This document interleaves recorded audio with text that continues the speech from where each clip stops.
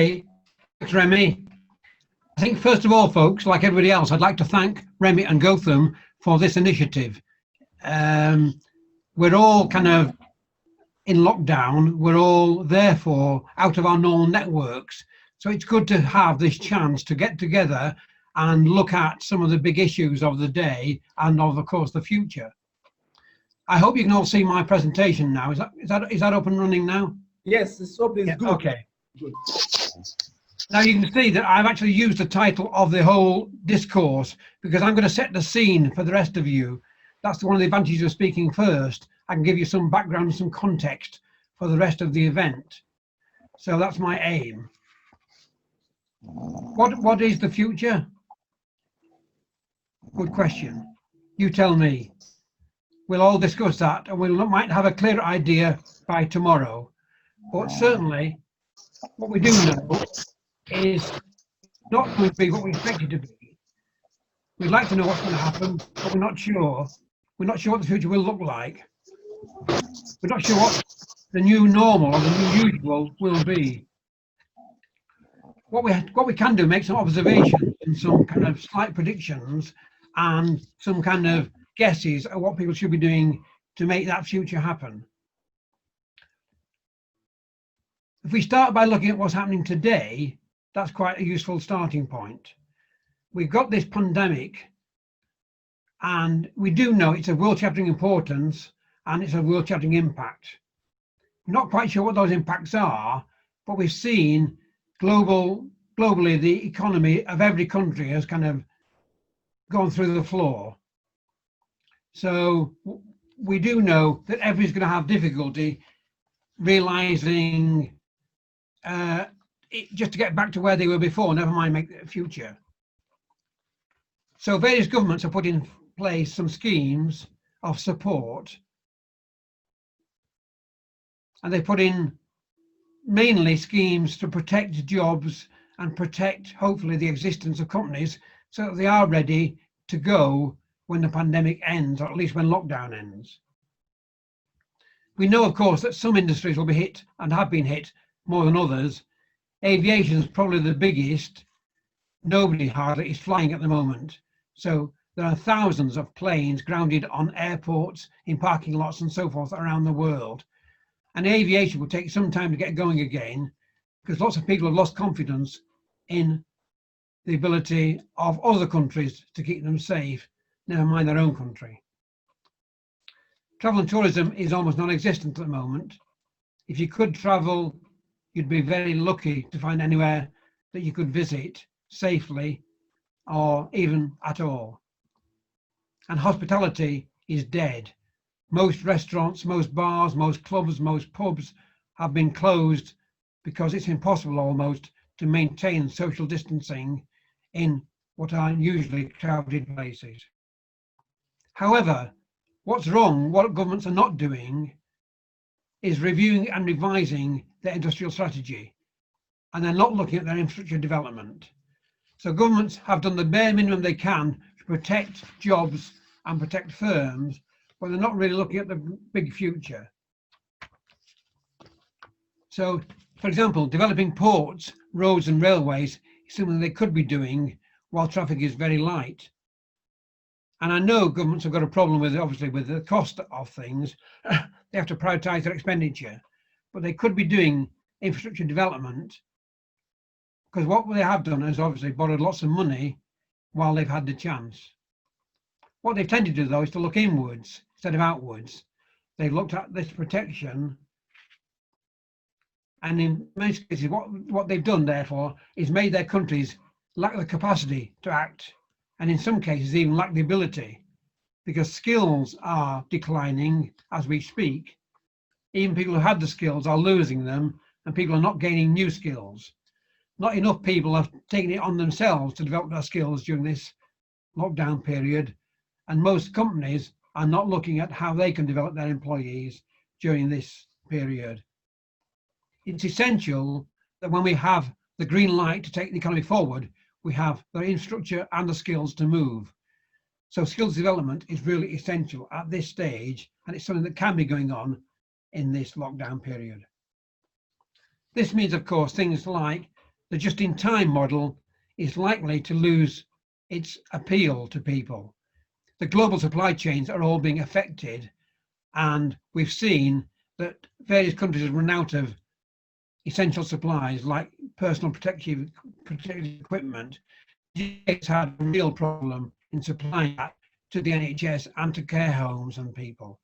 So just in time, the model where we get stuff to the right place on the factory floor just in time to use it, it's going to prove difficult in the future. We're losing confidence in its ability to work. So we might start building up buffer stocks again. That's going to raise costs. So what we've been relying on in the past is what we call mutually beneficial globalization. That's going as a model. We're looking to benefit ourselves. If you look at America, America's only model is to help America. They don't care about the rest of the world.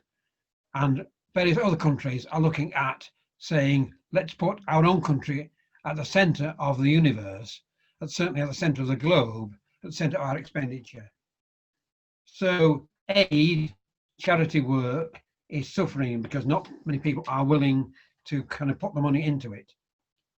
So in the future, people are going to be looking at resilience of supply instead of lowering costs. So the focus for productivity development is going to change to that area, I think, to how do we get robust and resilient supply chains operating, not the cheapest supply chains. We'll see changes, obviously, in the way in which firms run their offices and their factories. The use of remote working, like we're doing today, means that people will review whether they need the same size expensive offices. So lowest possible cost is not going to be the main point, but obviously money is going to be tight when people start again, especially because they'll have lost a lot of income, a lot of revenue over the last several weeks. So they're going to start from a low cash base. So they want to lower costs, but they have to make sure they can maintain their supply chain as well. Now, as ever, the history of the pandemic will be written by the victors, those countries who've handled the virus well. And at the moment, that seems to be South Korea, Taiwan, and probably India. We won't know for a short while, but they all seem to have come out of the pandemic faster than most and with certainly less cases of the pandemic and less deaths, fewer deaths. So they've all had the ability to react quickly for some reason, either because they started late, because they started early, but had experience of previous pandemics like the SARS virus. Now, certainly the previous situation where the US was regarded as a superpower and a global leader is changing. The US position throughout this crisis has been both self-centered and incompetent. Washington, and Trump in particular, have failed the global leadership test. Now, who's booked the trend besides those countries? The thing that has been going fairly well, obviously, is the technology centre, as one might expect. Technology companies are generally adept at online promotion, online sales, and they've kept their revenue streams active throughout much of this crisis. Now, we're all going to, rely on them to keep us going in the future. So can they help us recover? What we are going to see probably is, in this focus on resilience, more investment in things like automation, robotics and AI, artificial intelligence. Because the alternative is high cost local labour for many countries. So they don't want to use international cheaper labour because of the resilience issue. So the alternative is high cost local labour. And it's probably cheaper to invest in automation and robotics and so adopt that high cost local labour. So tech companies have a role to play, especially if they build upon the foundation we're seeing of 5G and the Internet of Things. The interconnectedness of various issues, various devices, various technologies, all linked together by 5G. Somebody said, why do we need 5G? But we certainly need 5G to support autonomous cars, autonomous vehicles, autonomous trucks, railways, and so forth, to maintain supply chains. They won't operate without 5G. Now, we've seen throughout the pandemic lots of companies investing in remote working and communications, but all those require employee skills, engagement, motivation. If we're not careful, what we see throughout remote working is that groups of workers gel together well, but they lose their contact with the company. They belong to the group of workers they're in regular Zoom or Facebook or whatever it is contact with, but the company becomes a distant phenomenon. So we have to find ways of engaging our remote workers with the company. What kind of company will we see? And how will it be different from our old? Well, presumably, companies will have the same mission as they always did, but they'll have a different vision. They'll have a different view of what their company will look like in 5 or 10 years' time, building on this experience of the pandemic.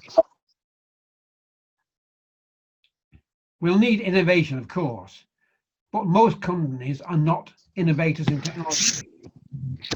However, we know what technology does. I think innovation is nearly always the reuse of old technologies rather than the invention of new technologies. Companies that innovate well adopt technologies which are now here. They don't wait for tomorrow's technology. That's too long a vision for them. So we have to find ways of using technology. So not new technology, but new ways of using existing technologies. And these are the kind of technologies we're going to have to look at. So how do you combine aspects of automation with location-based services, with AI, with communications, to make a difference to your firm, to its products, to its processes, and even to the way it's organized and structured? Technology can give us new ways of working, new ways of supervising our workers, new ways of monitoring performance, monitoring our processes, new ways of, managing, I should say. My typing is not very good in the pandemic. New ways of monitoring what's going on and new ways of mentoring staff. If we adopt some of those, we can change the way our company is structured, organized in the future, and change the way in which our workers realize their goals, our vision, our mission. So we are going to change, but how? Technology can help, hopefully.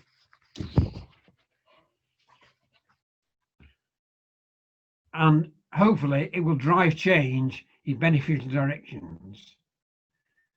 So what we want to do is innovate in both what we do, how we do it, and make sure that all the way through that we keep a vision of our eventual mission. What is it our company is trying to do, trying to be? And Remy mentioned C, productivity. How do we make sure that we improve productivity, we improve production and output and so forth, but also maintain our observation of environmental conditions and the way in which we treat the societies in which we operate, in which we live? We need to look at all of social, environmental and economic factors as we move forward to make that change in beneficial directions for everyone, not just for our stakeholders, not just for our investors, but for all our stakeholders. Now, this was supposed to look at game changers. I've got one very simple statement about change. The game changers will be those that have spent part of this lockdown thinking in new directions.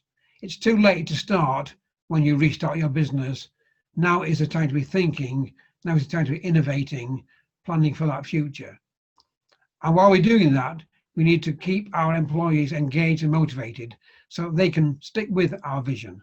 We need to communicate our new vision to them and make sure they're on board. And technology is simply a means to an end. We have to have that vision. We need to know what it is we need to do. Our strategy, our key performance indicators all must be in place for when we start. If we start by thinking we've done a good job by keeping the company afloat, we'll have started too late.